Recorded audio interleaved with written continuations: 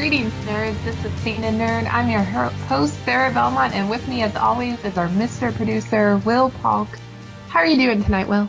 I am doing very well tonight. Looking forward to chatting with you and our guest. So, I can't help but just stare at our Google Doc because your cursor is right in the middle of your, and it's very distracting, sir.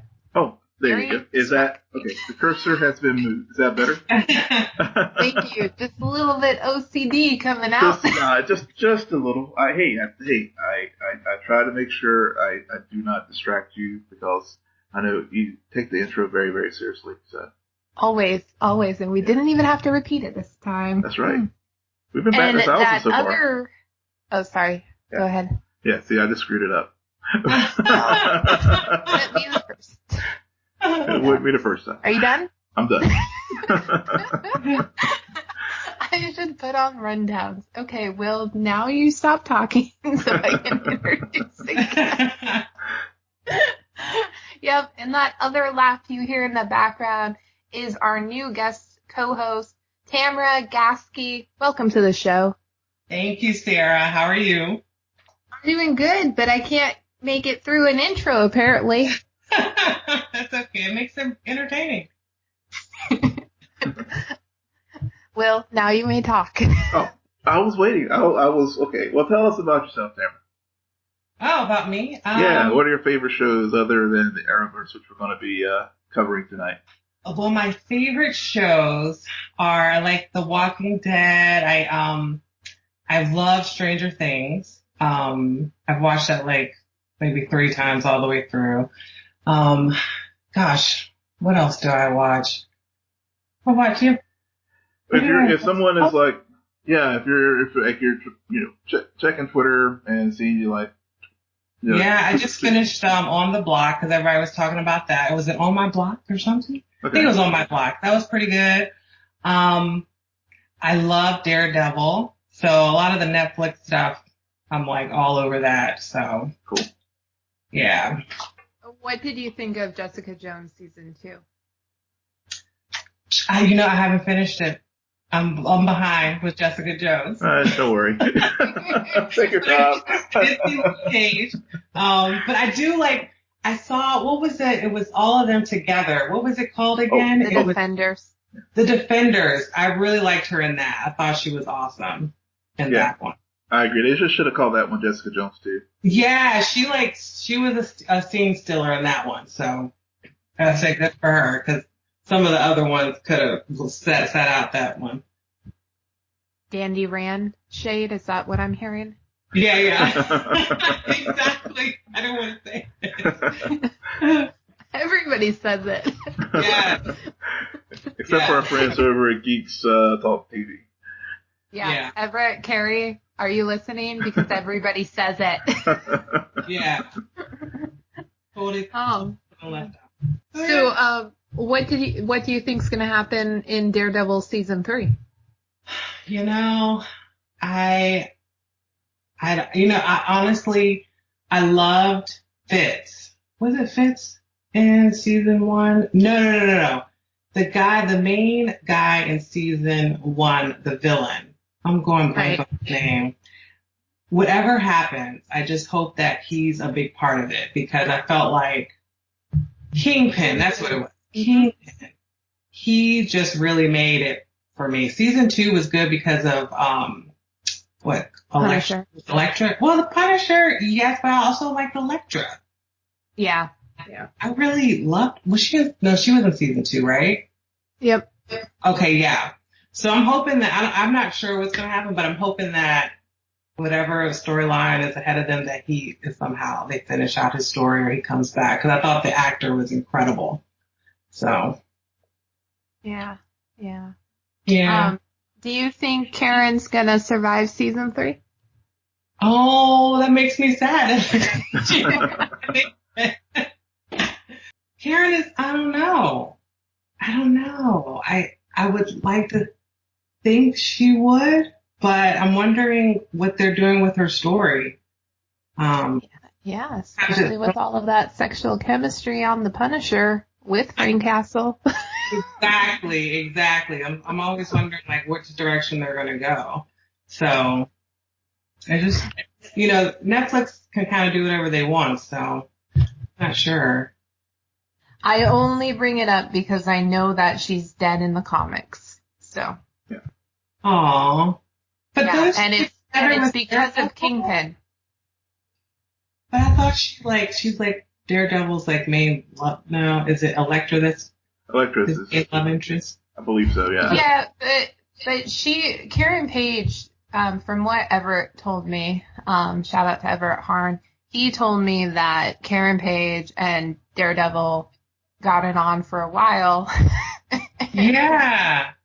and then Kingpin hired not Deadshot? No, that's not right. Deadshot's What's his? Yeah. Bullseye. Well, okay, Deadshot is Bullseye, and he killed Karen Page, and it was this big arc. But yeah, Daredevil and Elektra have also been a thing for years. Yeah, they're a thing. So I like Karen, but sometimes I think sometimes characters like that can get a little lost with all that action. So we'll see. Action. Too much action. So much action, and she just needs to be on the Punisher though. That's it. I'm done. Really? Yeah. Yeah. Punisher was intense. That was intense. So. Yeah. Now let's talk about things that are not as intense, like the Flash this week. Yes. Null and avoid or annoyed. No, was that a slip? Yes. Yeah, we were trying to avoid it this week, Sarah. Sorry, what are you trying to say? No, I delayed because I knew it wasn't going to be that great, but yeah. I watched it.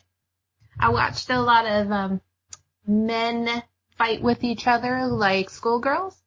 And a lot of breacher stuff.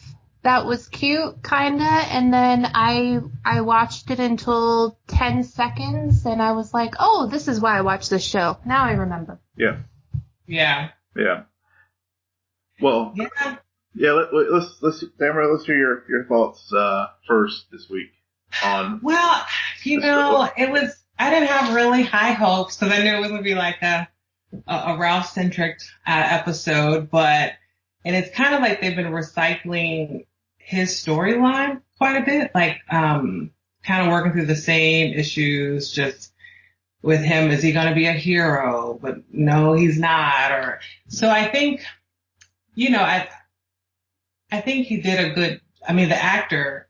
I mean, nothing against the actor for sure, but there was a little bit of repetition there with him wanting to help, but then kind of goofing off and not taking, the situation seriously. I did like the focus, a little bit of the focus on Cisco. That was nice, just to kind of see what was going on with him and with Cynthia. Like, they haven't really talked about that, like, at all on the show. Since I think she got cast to be a season regular for another show, so she hasn't been back. But, so I was just curious as to like, well, what even happened to him dating Cynthia?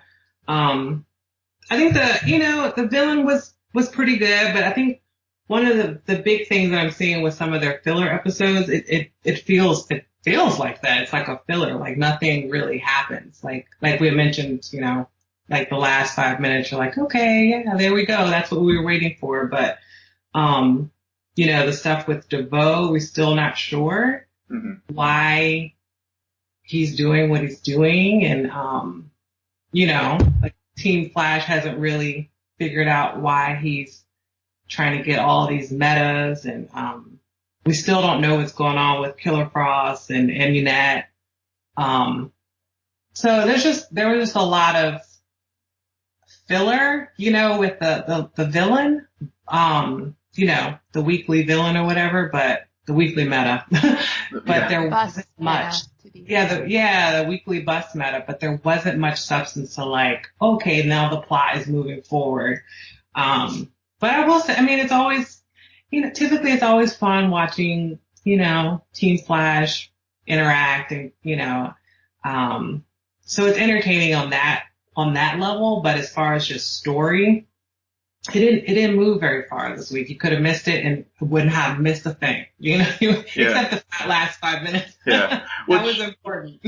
Yeah, it's very unfortunate too, because, everyone, whenever we see Kevin Smith's gonna direct an episode of The Flash, typically there's a lot of buzz, there's a lot of excitement because, exactly.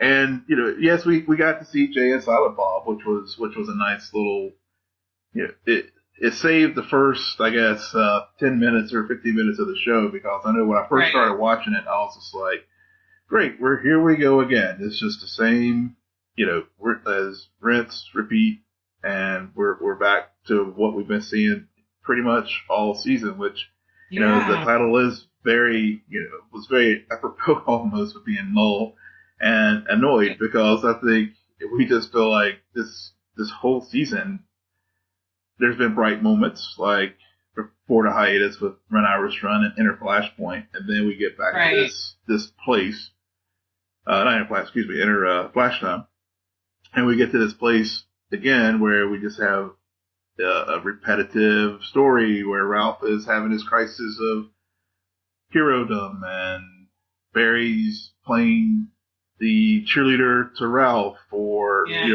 lecturing Ralph about taking stuff seriously, or getting lectured by Iris, which was the moment for me that was kind of, I was really didn't like the way that kind of played out, was Iris lecturing Barry about how he was treating Ralph.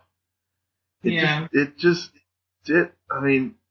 know, it just didn't really resonate with me the right way. And I know we talked about this a little bit in the pre-show, about characters not being written consistently. Yeah.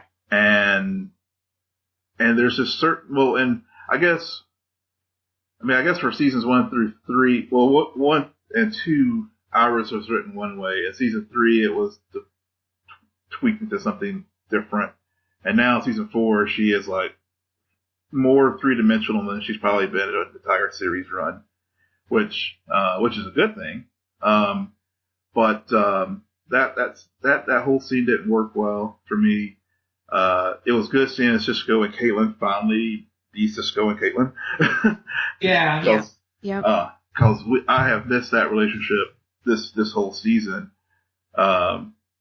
with how they both really have been sidelined, and the sort of tease that with Breacher retiring due to his powers going away, and Cisco possibly being his replacement. I hadn't heard anything as far as Carlos leaving the show, but you wonder if was it just trying to finally shake things up a bit to add that drama element to the show, to help give Cisco finally something to do, or to get fans something to worry about and get engaged in the show. You wonder how much, or was it just theory spiral? He may go away for 6 months and then come back again at season 5, like Barry did in Speed Force. Oh yeah, they might do something like that. But Carlos did tweet about it. He rarely tweets, so yeah. he didn't. He kind of joked about it. So I think Carlos will be there for sure. If anything, he might leave during the hiatus, the Cisco character, but it might just add, like you said, a little angst to the show, a little drama. But I think he'll stick around. I guess what stood out to me about that storyline, originally I thought it was kind of a waste of time, but when I was actually watching the episode, I really liked seeing Caitlin as Cisco. And then when they figured out that Breacher lost his powers simply because he was aging and getting old. And that reminded me about how this season we're dealing with a lot of metas who are reaching their power expiration date. Like, their abilities don't last forever. We saw that with Enter Flash Time when Jay Garrick is just like, I'm not fast enough, and he's having to put up the mantle on his Earth. And then we're also dealing that to an extent with DeVoe as he goes through these host bodies because his power is overwhelming and the dark matter is just too much. And he had that occur when he was in his own body. This sounds really weird to talk about. So I feel like if they really want to end the season well and follow through on that, there has to be this realization for Barry that who's now married and trying to put together a life is that as much as he's the Flash and he's the hero, he's building a much longer and stable legacy with what he has with Iris. Mm-hmm. Mm. That's a good point. You never know where that could lead. That could lead to, all the speculation about the mystery girl and just, I'm just wondering, maybe that could lead to him, like you said, having a legacy of the Flash family kind of being added on. Right, exactly. Yeah. And speaking about the mystery girl, I feel like, and writer consistency, I feel like the writers are like, okay, this week we're going to tease mystery girl. This week we're going to tease Harry being earbard Thawne and switch. Exactly. Giving us whiplash. Jesus Christ. Yeah. It's so random. I'm like, they're just playing with us. It's so funny. I'm sure they're having fun, but it is, I'm like, just give us something solid, to kind of, because I thought about that too. I thought about, because remember the mystery girl gave Harry and Caitlin a look, and they got everybody kind of curious. Like, they were like, that was an evil look she gave them. So, you're kind of like, is she evil, or is there going to, turn at some point? But because of, the last 5 minutes of this episode, it has me thinking there's definitely something going to go down with Wells. But I don't know how deep it'll go, but it'll be something. Yeah. They're not just having fun because they've teased Mystery Girl since the crossover. Okay, that was November. This is just cruel and unreasonable punishment. I know. Yeah. Okay? It's ridiculous. And I know somebody out there will do this, but I noticed in this episode when they were in DeVoe's lair, Marisol was going through the computer screens, and at one point it looked like the formulas that they were dealing with looked almost like that cryptic code that Mystery Girl and Barry was writing. That's right. I want to see the screenshots and see if that actually adds up. Pun intended. Oh, yes. Please, listeners, if you see anything out there, tweet it to us or send it to us on our new Instagram page. I hope they drop little hints as we move towards the end of the season, because what I don't want to happen is that for the last episode, they explain everything in one sentence. I feel like that with, what was it? It was season 2, and the last episode, it was like everything was explained. And I was just Hunter Zolomon. Hunter Zolomon. I was like, can we have had a little bit more than just that one episode? Because it builds a little bit better, I think, story and suspense and interest when you don't want to prolong it too long, but you need to give us a little something so we can have fun trying to connect stuff. But right now it's like everything's still kind of, we don't really have any answers. Mm-hmm. Mm-hmm. Yeah. I was like, Will hasn't said anything in a while. No, y'all were having great. Y'all were like great discussion. I'm sitting here digesting it all, and I really don't have much really more to add to it. I think y'all Sarah, your point about. Okay, I do. Okay. No. Yeah, go ahead. Okay, because I don't want to bypass this, and I agree. Probably the best part of the episode was the Harry reveal with Gideon.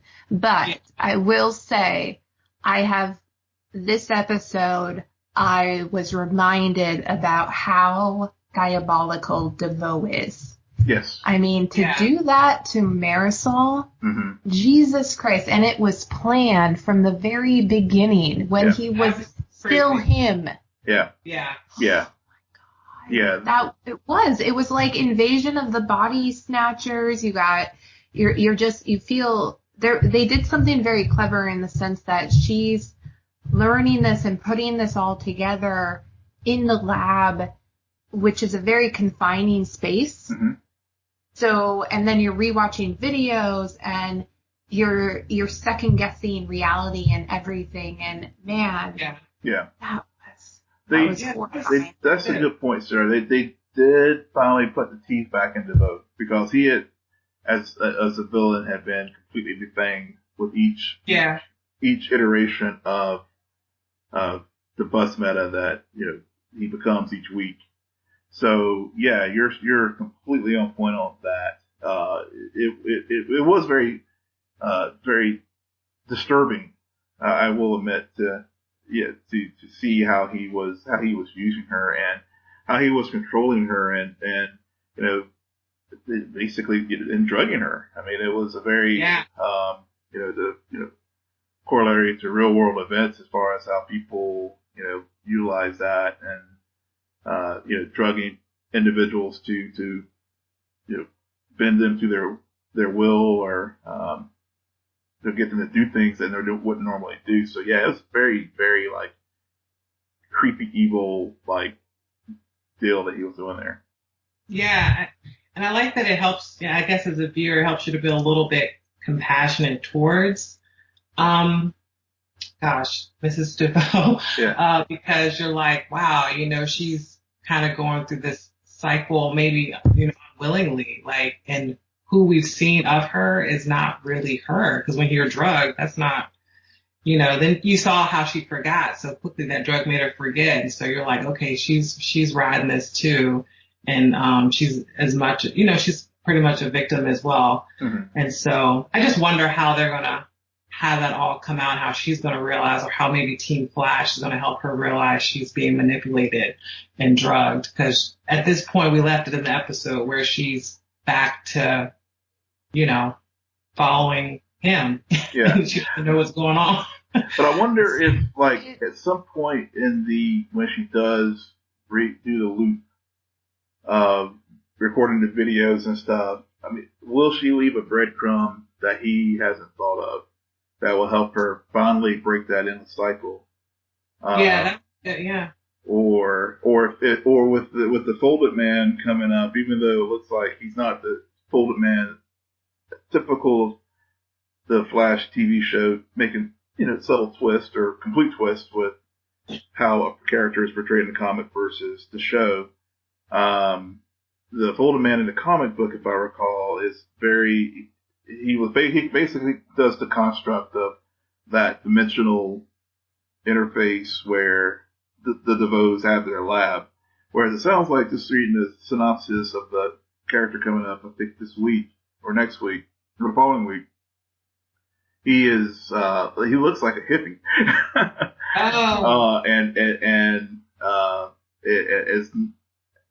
It doesn't have, I think he has some mathematical skills and whatnot, but it's not the Folded Man from, like the one that was from the comics. So I wonder how he is going to play into helping the team crack into, DeVoe's secret lair. Cause that seems to be the place where he would have the most benefit, and maybe that could be where Marlize gets free of DeVoe. But I think she'll have a role in helping Team Flash, have some success with stopping him. I think so too. But I think she's also going to be lost. I think, in doing so, I think she is going to be killed. Oh yeah. Right. Yeah. And helping, or either, and so either probably, I don't know if it'll be in the penultimate episode or an episode before that, but somewhere along the line, she's going to meet her demise. I think so too. Yeah. Oh, go ahead. Oh, you go ahead, Sarah. Go ahead. Yeah. I want to put this out there before I forget about it, but I think it should be Iris. Not necessarily to kill her, but Iris and her deserve another moment. The last time they interacted, it was the trial, and there is something really cool that the writers have the potential to pull off, where Iris sees this woman who's been abused and tortured by her husband for God knows how long, and who she fell in love with before he had powers, and she was his partner and companion and so much, and their lives were interwoven, and then he got powers and suddenly everything changed, and she didn't realize the change that had occurred. And it's very similar to what Iris and Barry are going through now that they are married and they have the team, and so there could be something really interesting that they do with Iris for if she's like, if the Marisol's last moment and Iris is there and Iris realizes the potential that Barry has all of his power and everything. Right. And that changes a person. Yeah, and they did hint at that, I think, when they kind of introduced DeVoe's story, like how him and his wife got together a little bit. Like, I think as a viewer, you felt like, oh man, like this is the couples against the couples. Like, this is kind of interesting, you know. There's some parallels there, but, you know, it'd be interesting to see if they actually come full circle with that. I know the next episode, they kind of have a showdown. Like, they go some, you know, hand-to-hand combat.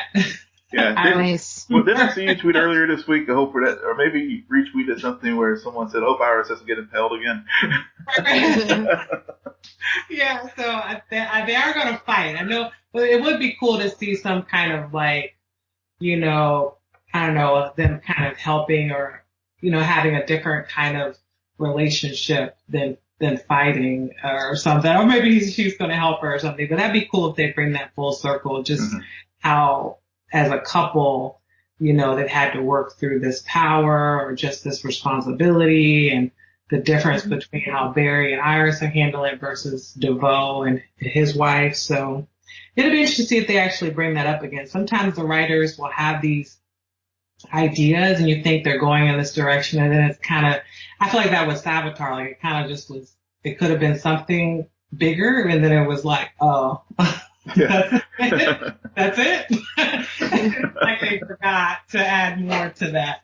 So we'll see. Yeah, absolutely. And I mean, it's not to say that the writers haven't brought things full circle. I mean, talk about the last few minutes of this episode. Oh, yeah. You have Gideon. Yeah. And you have Harry. Oh, wait. Or is it Dr. Wells? I forget. Or is it Eobard? I don't know. I feel like it's Eobard. I said that before a long time ago, and someone was like, on Twitter was like, no, it can't be. That's going to be crazy. But because of the crossover, remember he said that? He said, what kind of face, you'll be surprised what kind of face I'll have next time you see me or something like that. And I'm like, okay, they're going to definitely bring him back. Yeah. And I thought, I mean, the only other person, you know, as far as, I think I've seen out there too, some, you know, some random thoughts of the mystery girl being Eobard, but I think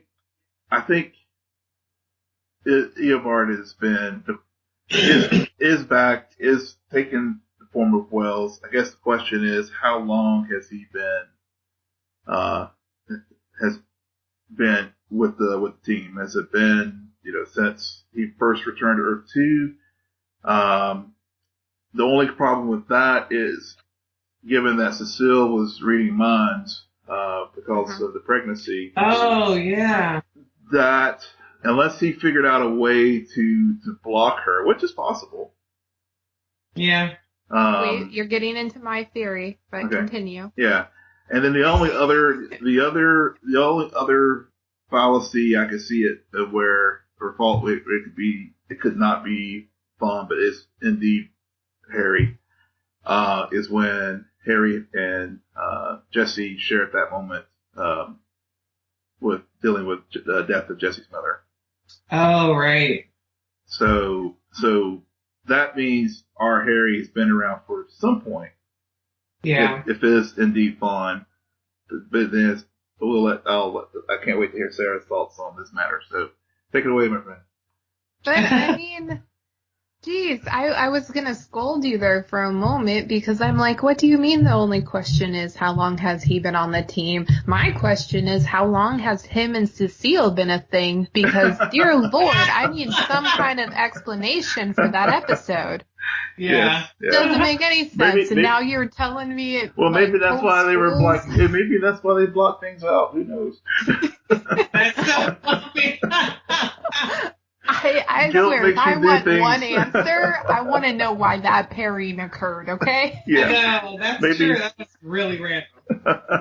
Maybe that's why the pairing occurred. Maybe. So really, Cecile is pregnant with Eobard Thawne's love child? That'll be a thing. Wow. We took another direction. I don't know. For all I know, it's Ralph Digny's because apparently he can create on the beach. Ralph was everything to this show now. We shouldn't call this show The Flash anymore. It should be The Elongated Man. He really is. Talk about filler. He fills all of those holes. Totally. Yeah. That could have sounded really wrong.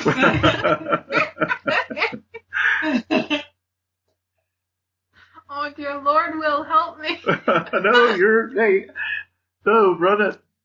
I'll throw in a lifeline. Pull you back in. I think, okay, now that you've pointed out all of those episodes that featured Harry and how thinking that since he came back from Earth 2, he's been Eobard, I'm going to throw that idea out the window. It has to do with his helmet or whatever thinking cap that he's designed for himself. And that abuse of power has somehow opened up a pathway for Eobard Thawne to get through. I mean, he's going full Brainiac, I guess. Yeah.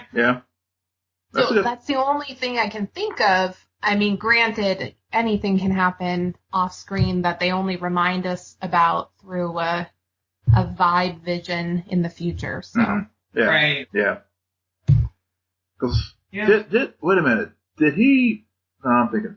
Did he go back to Earth 2 at some point recently? I have to go back and watch the episodes to maybe consult with someone on. He did. That's right. To consult. Yep. So I think that's when the switch happened. Yeah, he did. I almost forgot about that. It was very it was very nonchalant. Yeah. He was back. So, perhaps. That's perhaps when the switch happened.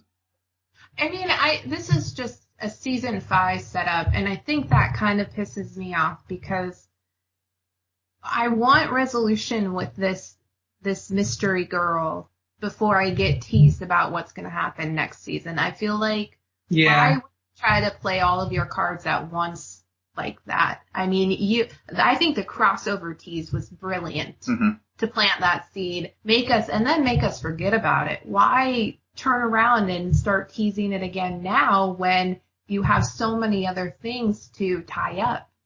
Yeah, that's true. Yeah, it sounds. I know Carlos did an interview and he said that some of the things that we'll be seeing in the upcoming episodes will be plots for season 5. And I was like, can we finish out season 4? Can we do that one? They're just like, okay. Can you give your main villain a motivation? Yeah. I don't know.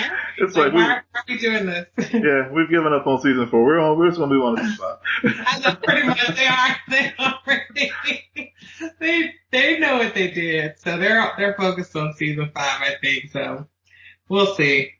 Season 5 featuring Cecile and her love child. Little Fawn. Exactly.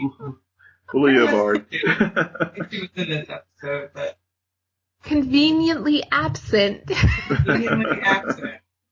Exactly. Oh man. All right. Let's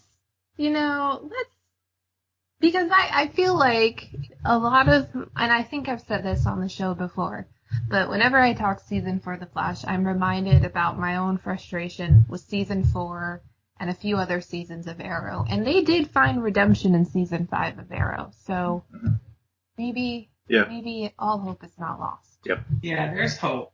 There's definitely Because hope. there's always the cast that can, they'll be there.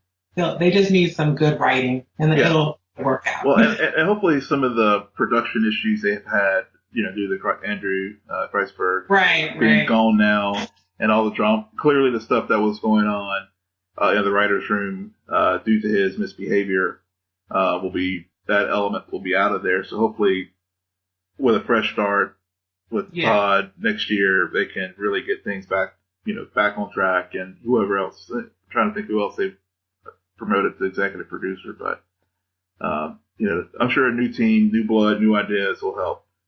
Exactly. I think so too. I think it'll be fine. Yeah. Speaking of good writing, I think that this week's episode of Arrow is probably my favorite of the season and arguably one of the best episodes they've ever done. Oh, wow. Wow. I really liked it. What do you love about it? I really liked it. Okay, I got my list. Yeah, start. You can start with your list, because it's been a while since I've heard you rave about Arrow, so I want you to. Yeah, do share.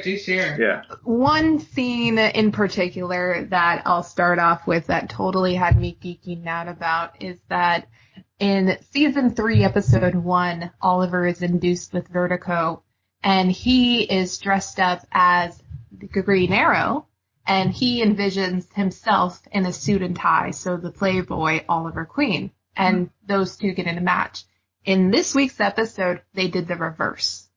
So in this week, he's in the bunker, and he's suit and tie, Mayor Oliver Queen, and he turns around, and who does he see? Season 1 Green Arrow. So last week when we were talking about Arrow, we were complaining that we've seen this before. This week proved that wrong. Like, we have seen him, he's totally in a different place in his life. So he's still dealing with some of the same demons, but because he has changed his perspective on who those demons are, and the weight on his shoulders have dramatically shifted to the opposite. That's a good point. That's point number 1. All right. Guys, really, why are you questioning me about this? It featured Josh Segura. Yeah. Okay? Oh, well, that was gonna be. Yeah. Well, that was my first point. But continue. No, I mean, I'm just gonna drop them. And they not only featured him, they even had the scar of the bullet wound that occurred in the season 5 finale. Like, that's attention to detail. That was, yeah. And at one point, when he's just like, and I'll always be in here, and he makes his hand into the gun in the exact place where he shot himself, like, that is just good storytelling. I'm sorry, it is. Yeah. To me, that's why I loved this episode so much was just that. Well, one, Prometheus is being back, and just the psychological warfare going on within Oliver, and even granted it was vertigo induced, but just his interactions with how between him and Felicity, when he went to the impeachment hearing, and Quentin, it was just a very tight, solid episode, and Stephen Amell just in the last 2 episodes has just done tremendous work just to go on the performance side. When you think about the showdown he had between Oliver and Diggle last week, and then just basically carried this whole episode with just I just felt exhausted just by the time I got through with it, just all the things that Oliver had to deal with between the impeachment, with Adrian just messing with them, and Oliver just getting just emotionally just wrung out how everyone he hit. It was almost like Dragon didn't have to do anything as far as wringing Oliver out. Oliver did it to himself. Right. Emotionally, and and just to see him hit rock bottom, but yet, it was just a very strong episode. Yeah. It also reminded me of season 2, episode 9, 3 Ghosts, where Oliver envisions Jade, Tommy, and I want to say Slade even. Yeah. That was only. Yeah, and that's very much like I forget the Christmas Story. Like, yeah, it's just called A Christmas Story, where he envisions But and for this episode, it was similar, but also very well done. And like Oliver, you're finally going into his psyche in a way that I don't think they've really explored before, where he not only envisions Prometheus, but he also finds himself at Queen Mansion saying goodbye to Laurel right before he gets on the boat again, and also then flashing forward to relieve one of his greatest regrets, that then they shift it and they remind you how similar that situation is to what's going on between him and Renee. So it's all of this, like, when he says people leave him all the time, he's not making it up. Yeah. Like, he's had a lot of loss. He's made a lot of bad decisions and felt the guilt of that. So you really got to explore it through this episode in a fascinating way. Point number 4. No. What did you think of the episode, Sarah? I only saw certain clips of it, but I still was, I still see, I'm glad that they kind of wrapped up some of the stuff between him and Diggle, because I did see last week's episode, and it was kind of, that part was a little, just like, again, it seemed like out of character so I'm glad that they kind of wrapped that up. I wanted to make sure that kind of got resolved, but I have to finish watching the episode, so I only saw certain parts. Oh, Tamara. Well, I'm not a huge Arrow fan, but it's okay. That's okay. It's okay. Sometimes some weeks I forget why I like it so much, and then they do something like this. Yeah. She was feeling very hard. It was trying to get motivated to watching it after the hiatus, but this week, whenever she sent me a message like, I remember why I like this show. I was like, yeah. So yeah. But I want to point out one more thing, because I geek out about little details like this. Is that why I think this works so much better than any of those previous attempts before? Is that you were set up with the intro to do like a flashback episode in a way, where they reset the time and show you all of the events that lead you up to him breaking down the door to get I'm losing his name here, to get Richard Dragon, whatever his name is.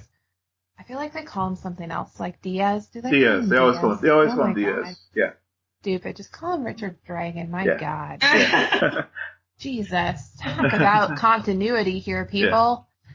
Yeah. But then what they do is they start subtly not really allowing you to realize how he is on vertical. Like when they first bring up Diggle, they do it in a way where he just pops up out of nowhere. And so they're setting this tone for you to expect that. And then every time, all of Quentin's encounters with Oliver, I think, were real. Yeah. And yet they still use that tone to make you think that he was still hallucinating, which he was to a degree. But you even started to question which interactions were actually real and which weren't. Can I say something about? Yeah. Can I say something about Quentin? I was happy to see him on the screen. Yep. This episode, because for once he was not trying to redeem Black Siren, for one. Right. But two, it just reminded me of how interesting a character Quentin Lance is, and now because of the impeachment, sorry, spoiler alert there, he's going to be thrust into the role of being mayor of Star City and trying to undo all the damage that Dragon has made up to this point, and quite frankly the mess that Oliver has created in trying to handle this by agreeing to these ransom demands. Right. So it's it's a good off ramp for this character to give him a purpose of other than being, I was getting kind of every time they have these moments with Quentin and Earth 2 Laurel trying to my world did this, and let's do you can do this now. I like they're giving this character something else to do, and it'll be good to see. It'll be interesting to see how, as Oliver tries to regain the mayorship, if he does, or work his way to this resolution with Dragon that may or may not result in him pulling a Tony Stark. It will, I'm just happy to see that for him in these last, I guess, 5 episodes. Yeah, and that I feel like by doing that in this episode, you're giving Quentin and his desire to redeem Black Siren more legitimacy, because he's seen it occur. I mean, think about Quentin in season 1 Arrow. He wanted nothing more to get rid of the Hood, and he wanted nothing more to take down Oliver Queen. And yet he's the one in this episode, I mean, besides Felicity, who's reminding Oliver about how much he has changed. He is not the same guy who came back from Lian Yun. He's not anywhere close to the same guy who got on that boat. And Quentin knows that better than almost anyone. And so to see him like as a parallel point, kind of like the good angel walking Oliver through this drug-induced haze, as a juxtaposition to Adrian Chase's character, who's more taunting him, encouraging him to really delve into this guilty conscience that he has and find himself killed. It was so well done, and I think really thought out. Definitely. Yeah, that's a really good point.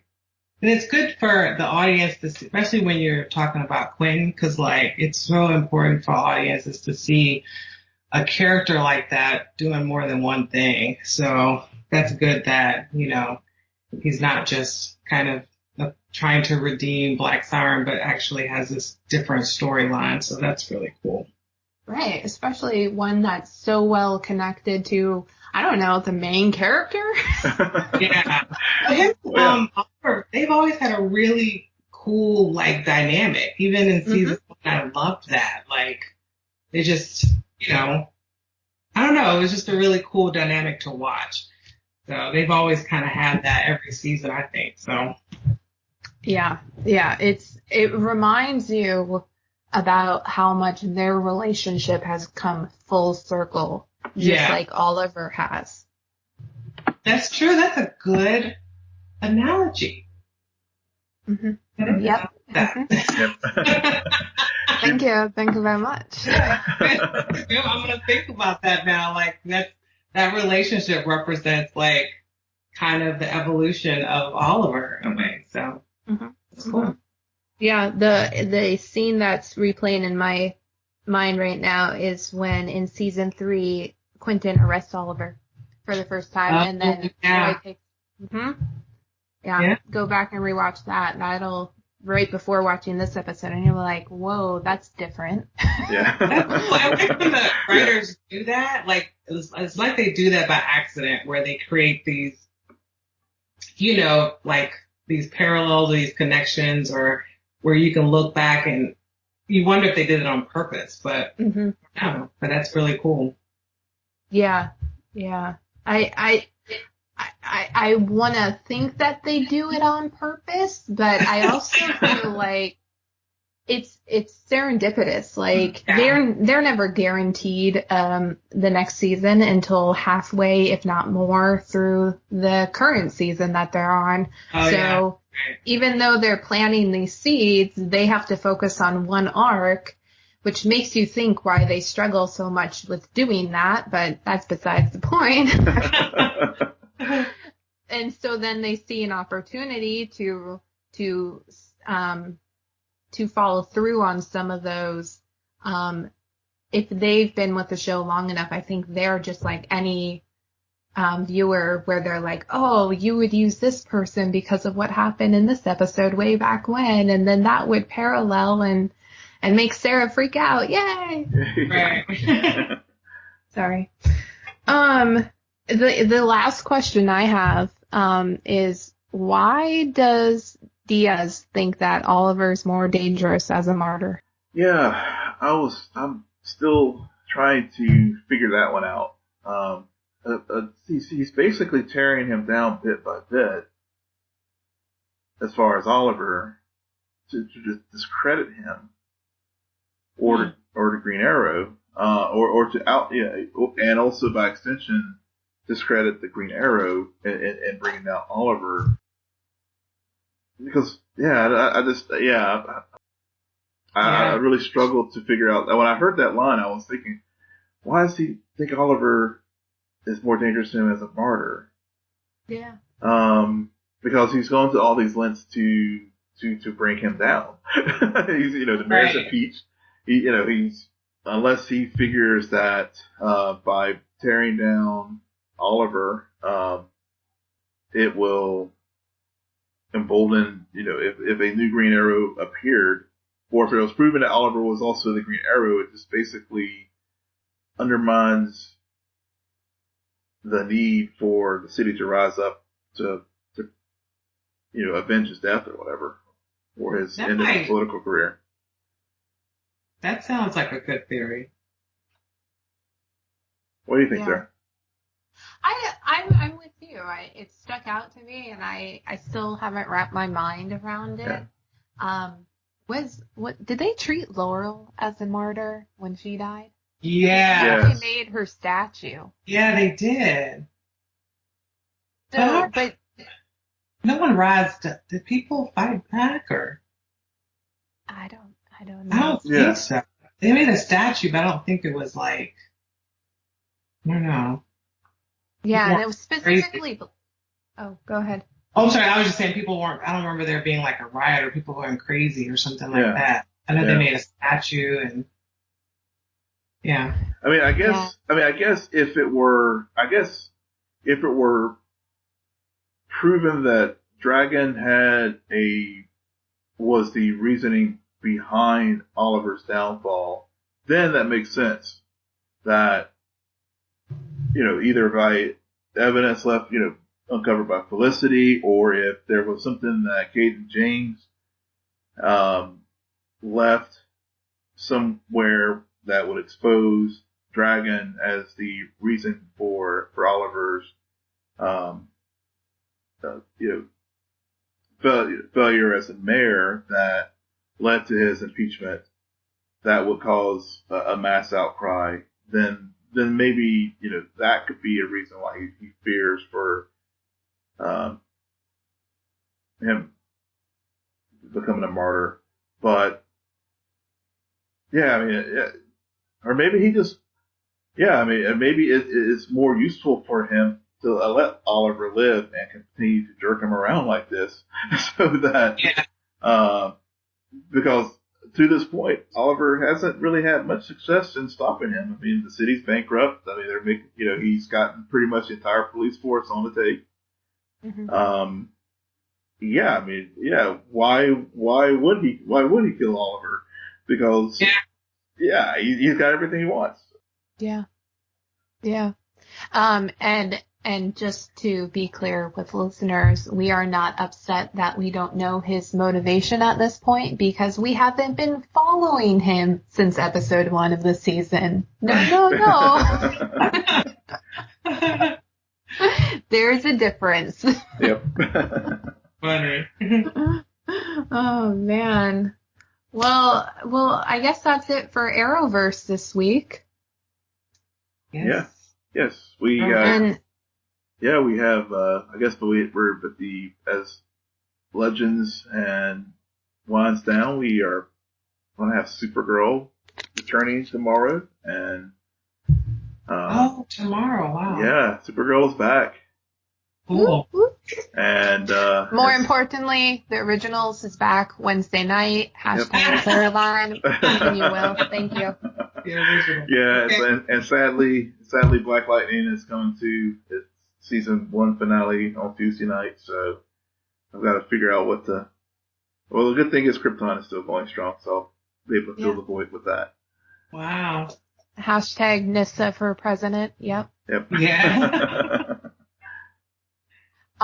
Tamara, it's been a pleasure talking with you. We're going to let you go so we can talk some Schmoedown. Awesome. Thanks so much for having me. Yeah, before you sign off, can you let our listeners know where they can find you? Yes, you can find me on Twitter, Tamara Gaskey. That's can just look me up, find me there. Yeah, I like to watch tons of shows and have a lot of opinions about them, so hit me up. Yep. Be sure to follow her. She's a great friend of the show and supporter. So have a good night, Tamara. Thank you. You too. We'd like to give the following podcast and the Potter and family a shout out. The Mockers Podcast, Geek to Me Radio, Geek Vibes Nation, Popternative, and Geeks Talk TV. Make sure you give these fine podcasts a listen. And we are back to talk Schmoedown Free For All. See, I'm so exhausted now. Okay, this should have been our warm-up. Oh, wait, it was, and yet you weren't recording it, Will. I will do better next time. Oh, it's okay. I'm sure. I've only watched, like, what was this in total? Like 3.5 hours of Schmoedown magic? Yes. No, actually 3.5. Yeah, I guess it was 3.5 hours. Almost, yeah. 48 competitors. I love this event. Okay, they debuted this last year around this time, and it was magical. And this second one it's a reminder about why this format, this idea, has such promise. Mm-hmm. And it's a great introduction. I learned about so many new competitors, and we'll talk about a few of them. And then you see them square off against some of the well-known competitors, and surprises happen every now and then. And any round that occurs could be your last one. You get a question or two wrong, mm-hmm. You're done. You're done. Or you just get one right and suddenly you're safe.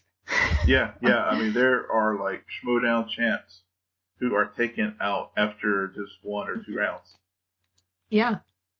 And for me, I was like, okay, let's get started. And they asked the first question, and I could not think of Guy Ritchie's name, and I got really pissed off, and I was totally done for that round. So you also start to see how morale of the questions being asked can affect you when you're sitting in that position for so long. Yeah. Like, you reach your breaking point where you had all of this knowledge and now you've exhausted it because Drew McWeeny at one point was just like, yeah, I'm pretty sure I'm done. Yeah, he was. It was just that moment when he was just so deflated. I felt for him because McWeeny was like just rolling through rounds, and I was like, he's gonna, he might be there at the end, and then you hit that round and you hit those questions, and you go from hero to zero just like that. Yeah. Because it's really, you're right. It's because you only have 5 questions for folks who are unfamiliar with the Schmoedown, with the rounds. So if you start off,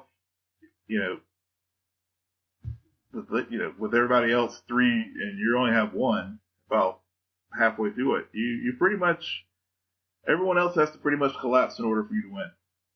Yeah, and it's a true test of knowledge breadth, because you could be fine in classics or directors or Oscar movies, and then they'll ask you a random Star Trek question, and you'll have no freaking idea. I mean, will know. Yeah, I don't know how many times James T. Kirk was an admiral in the Star Trek films, but then they will throw out there, who was Courtney Cox's cameraman in Scream? And well, what was his name? What was his name? I'm now trying to remember what they Kenny? said. I want to say Chase. I thought it was Kenny. Kenny, yeah, Kenny. Yeah. Yeah, it's you can't expect anything. You can't. And then you'll have, like, there was some really good guessing occurring. I mean, when Kenny pulled that, when Ken Knapsack pulled that director's name, you saw it. He was just like, oh my God, I don't know where that came. But sometimes it is there. It's in that subconscious that you have all of this knowledge. Totally. But it's crazy. It really is. But I think the other thing is, too, is, like, if you could, like, if you could team up with someone, especially when they have the team competitions, those really help, to have that. Sarah and I, we were joking about how, we could do, for example, she could take a certain genre of films, and it's like, as long as I can handle the Trek and some of the other things, then, I think we would be a pretty good team on the Schmoedown. But, we would nail it. Yeah, we would totally nail it. Kirsten, if you're listening, man, give us a ring. We're here. Fly us out to LA. We're ready. But yeah. Did you watch the team match this week? I haven't watched it yet. But but the Free For All. This is my first time. I didn't see Free For All from 2017. So this is my first one this year. First one as far as the Schmoes. But you're right. It's a super enjoyable program. Definitely, it's a good introduction to the Schmo process. And as you said, it's not only learning the competitors, but just learning the whole vibe of the Schmoedown. Yeah. Even though the JTE rules, we're not in effect. No, and Jen kept screwing up questions, and it was even starting bothering me. I'm just like, there was one question, I forget, it was the Cumberbatch one, because she read it, and she was like, who has starred in both Star Wars and Lord of the Rings, completely skipping over the Marvel Cinematic Universe. Yes, that messed up a lot of people, because it messed me up at first until I went back and realized, I was like, oh yeah, there's the MCU right there. Right, and I'm just like, no. Yeah. I'm glad she repeated it and said all 3 pieces, but because it was a very easy get but because, and I think that disadvantaged several competitors throughout some of the rounds. Yeah. Because it threw them off their game. It does. When you can't ask for a repeat, or if you don't know how many repeats you'll be given. Mm-hmm. Yeah. All right, let's talk about some of these competitors, though, because there were a few standouts. We started with Lon Harris from AfterBuzz TV, I believe, and he lasted 10 rounds. Yeah, he was just slaying it. The professor. Yeah. And I was not a big fan of him. He actually, I think, appeared in the first singles match this year. And I was not on his team. I don't like his gimmick. And then this week during Free For All, I'm like, oh, okay, I get it now. I get why you're on the show now. You make sense. You know your shit. Yeah, he does. He does. He was pretty impressive there. But then The Godfather appeared and he stuck around. I don't know how many rounds, because he did reach his breaking point, but Drew McWeeny, like, I find it amazing how he's a team competitor with Sam Levine, and yet Sam Levine has the singles championship belt. Yeah. Hey, but like, as we were saying before, if you hit that, you may just hit that moment of zen where you're just like, you're in the zone and you just knock out. Yeah. And those two, like, they were even at the table, during a few of the rounds, and then Sam unfortunately lost at one point, but they are so, like, a great odd couple on the show. Just what they know and what they don't know. They're very well complementary of one another. Yeah, they are. That's for sure. And then finally, Bibiani is a beast. And we all know this, but I did not expect him to go 21 rounds. Yeah. Did not at all. Yeah, he was truly in the zone. It was like, I mean, he could not do no wrong for those 21 rounds. He was just, it was like, all right, when things finally did go sideways for him, I was like crushed. I was like, I wanted to see this through all the way, but unfortunately it wasn't meant to be for him.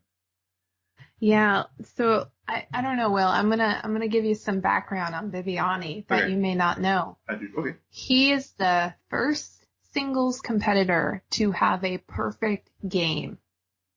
Ooh, I did not know that. On his debut. Oh, wow. Yep. He faced Mark Andreyko. Mark Andreyko got one question wrong and lost the match.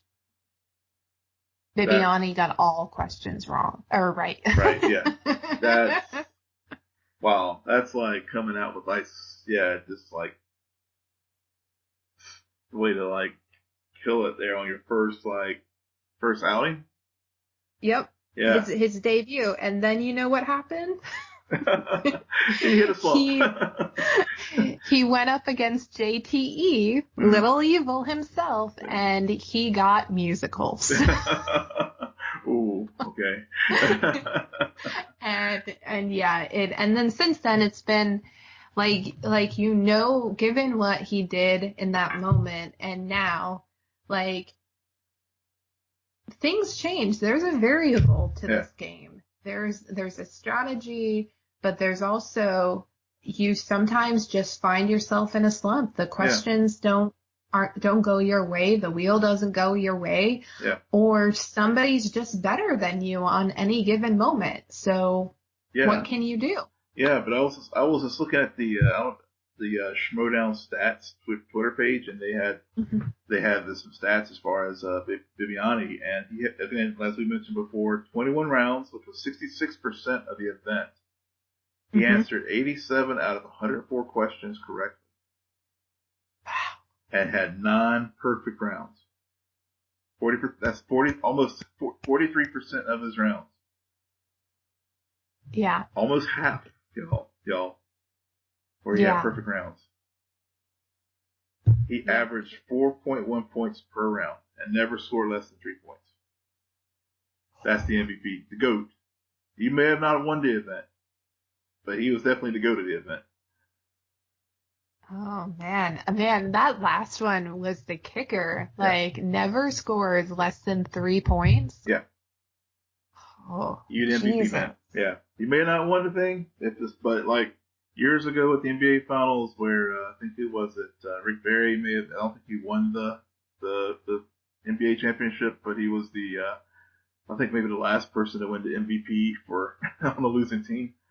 Mm-hmm. Yeah. This Bibiani. That's him with the free for all. Yeah, I wasn't agreeing. Like, I wasn't like, I know what you're talking about. It was more like, Will, stop talking about sports. Let's talk Schmoedown, which is a sport. I know. Yeah, Hey, I was bringing in some sports knowledge. Hopefully I got it right. Got to Google it now. I don't know. Like you mentioned how you were rooting for him. I'm on the fence about Bibiani. Like, sometimes players are just too good. And I actually think I was rooting more for Ethan Irwin because I've seen Ethan Irwin. I've seen his debut match and then he disappeared and I was like, oh, the guy went and hid in shame, so he's never coming back, and now here he is. And he was competitor number 29. Meanwhile, Bibiani, I believe, was 22. And he lasted until the final table, just like Bibiani. And I was actually more going to be like, ooh, is he going to be the surprise? Because I was shocked last year when Sam Levine won the free-for-all. And I thought, like, oh, this could be Ethan Irwin's redemption, and he could then challenge right then and there, and this would be a whole thing. So I was actually more rooting for Ethan towards the end there. Huh. Just saying. But, this is right now the time of female empowerment, and it makes perfect sense to have the Schmoedown Free4All champion of 2018 be Miss Movies herself. Yep. Breanne Chandler. And she may have gotten lucky with the draw and everything, but she still had a few perfect rounds there to secure her spot, and even a perfect round right at the final table. Yeah, so her average points per round played, according to the Schmoedown stats, was 4.75 was her average. Yeah. So and what was Bibiani's? Bibiani's was 4.14. Wow. She led everyone, 4.75. Mm-hmm. Yeah. Yeah, she was. Yeah. I was impressed. I mean, yes, I was. When Bibiani had a streak of rounds going, I was rooting. But but Miss Movies was. I'm looking forward to seeing her on future Schmoedowns because she knew her shit. Mm-hmm. And also just one of the things that makes this show work too is when the competitors have a great personality. And she had the attitude to be an engaging champion for over a long period of time. Oh yeah, her and wait until you see her and Mike Kalinowski interact. Those two have a rivalry. Yeah. She's said in post-show interviews before, like, why does she always feel like she's up against Mike Kalinowski? And if you thought her Buffy presentation was impressive, you should see her Harley Quinn. The girl knows how to come prepared to make an entrance, that's for sure. And I'm happy for her because she's in need of a win. Like, she has appeared in singles for a while. She has done her team with Stacey Howard, who, FYI, Stacey Howard did a pretty good job too. Very good Kim Possible display, by the way. Yeah. But she then left for a little bit. She got, during the Schmoedown tournament last year, she felt very defeated. I think she lost to Mike one more time, and she was very upset, and I think that based off of her Twitter feed, she's had some issues pop up and deal with some mental stuff going on. So for her to come back and make such a splash on this level of competition and has to feel like this is her year, this is her time, and she's fully prepared to take down the boys and show them who's boss. Hey, let's do it. I mean, yeah. It's gonna be as I said, it'll be fun to watch her do this for the future schmoes. The only thing I can't wrap my mind around is why the heck would she put a stipulation in her contract that if once the Patreon gets 2,100 subscribers, Finstock becomes commissioner for a week. I didn't know that.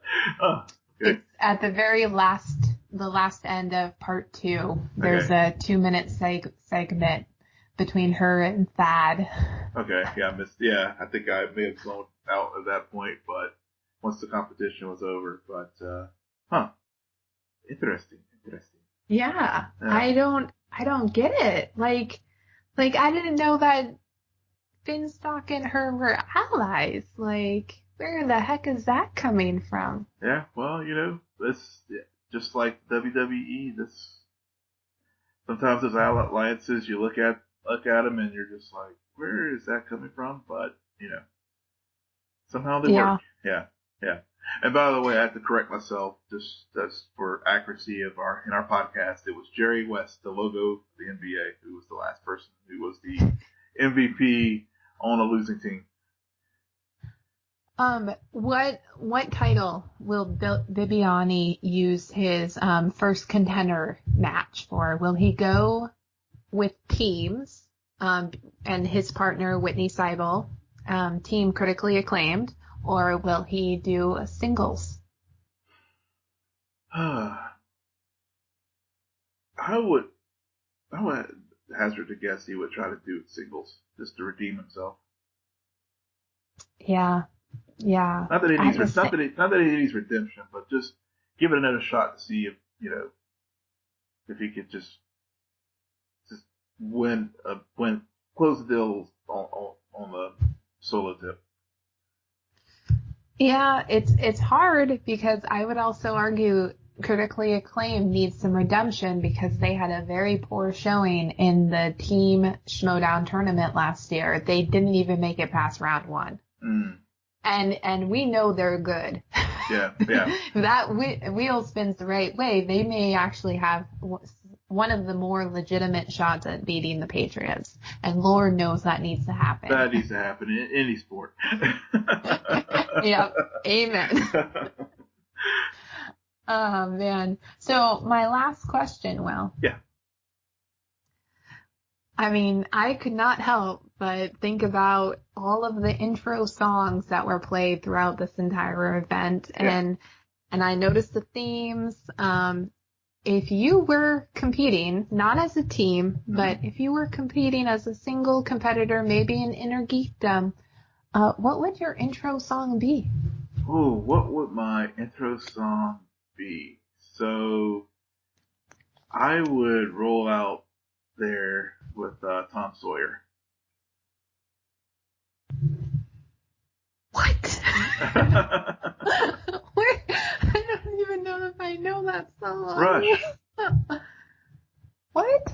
Yeah. All right. I'm gonna have to introduce you to some Rush. Yeah, I'm young still. Yeah.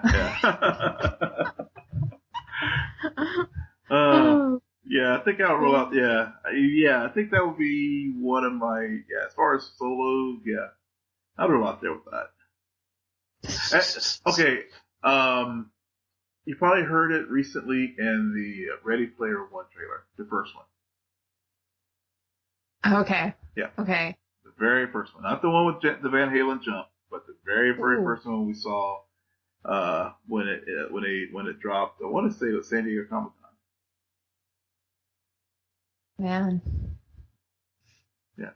So go back. Yeah. Yeah. You'll know the riff. As soon as you hear it, you'll be like, oh yeah, that song. You'll know. What about you? What will be your walk-up music? I want to link it to movies. Mm-hmm. I really do. But I felt like a lot of the good songs have already been taken. Like Ken, he has Kylo's theme from Star Wars, and Emma had Where Is My Mind from the David Fincher movie that I can't think of the name, with Edward Norton in it. But I don't know. I mean, I also trying to think about what would I want to say that it would probably be a song from Chicago, because I used to be obsessed with that soundtrack. Okay. Probably All That Jazz. I could just do something like that. Or I was thinking about another one that was at the end of Boyhood, the hero song, which would be cool. But yeah, I don't know. Or Social Network score. Like, I could go all over. You could go all over the place. with Okay, it. you gotta pick one. Pick one. Close out the night with picking one. I don't know. Like, I was thinking how cool Wonder Woman's theme would be, but that's already been taken. Yeah. They took all the good ones. Yeah, that happens. Well, your next next time we do the Schmoedown, you will have to share with us your walk-up music. Oh, I'm never going to decide, but good luck with that. All right. Fair enough. I'll think about it more, but I cannot guarantee that. Yeah, but, okay. They can tweet me what they think my Schmoedown intro music should be. Yes. At SJ Belmont, SJBELMONT, and where can they find you, Will? You can find me on Twitter at Will M. Polk. That's WILLMPOLK. Please follow our crew on Twitter at SNN Nerd, friend us on Facebook, but most importantly, rate, subscribe, and comment on both iTunes and SoundCloud. And you can also find us on iHeartRadio. Thanks so much to Tamara for stopping by. Good night, Geek Out. You're welcome.